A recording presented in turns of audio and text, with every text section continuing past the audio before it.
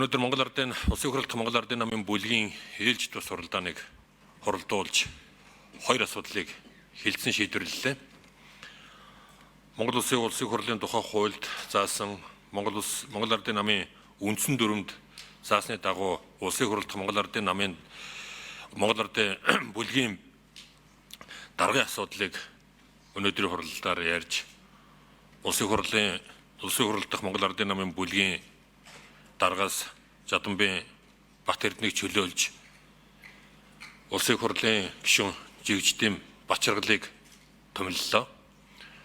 Мөн одоо Улсын хурлын дэд даргын болгон туяаг Улсын хурлын дэд даргын ажлаас чөлөөлж Улсын хурлын дэд даргад Улсын хурлд Монгол Ардын намын бүлгээс Улсын хурлын гишүүн Жадамбын Бат Эрдэнэгийг нэрийг дэвшүүлэхээр боллоо.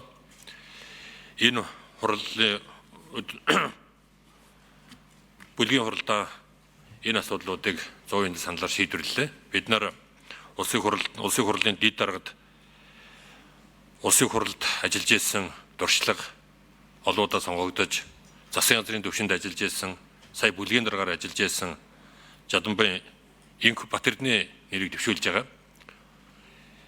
Энэ бас нийгмийн эдийн засгийн амаргүй цаг үед Улсын хурлын удирдлагын төвшөнд олонхын бүлгээс нэр дэвшин сонгогдох дэд даргаыг бол бид нар бас олон талаас нь ярьж байгаад Бат Эрдэнэ дарга дээр тогтож ингээд намын удирдах зөвлөлд өнөөдөр хуралдаж энэ асуудлуудыг хилцэж бүлэгт удирдах зөвлөлөөс дүрм заасны дагуу Улсын хурлын хуулийн дагуу энэ одоо хоёр нэр дэвшигчийг хоёуланг нь оруулж ирж бүлгийн гишүүдийн одонхын саналаар шийдвэрлэгдсэн гэдгийг та бүхэндээ хэлье. За манай бачаргал дарга бас одоо Улсын хурлд олоодаа сонгогдсон төр засгийн ажлын асар их туршлагатай ийм одоо мэрэгсэн парламентчдыг энэ албан тушаалуудад томилж байгаагаа тодтогч хэлье.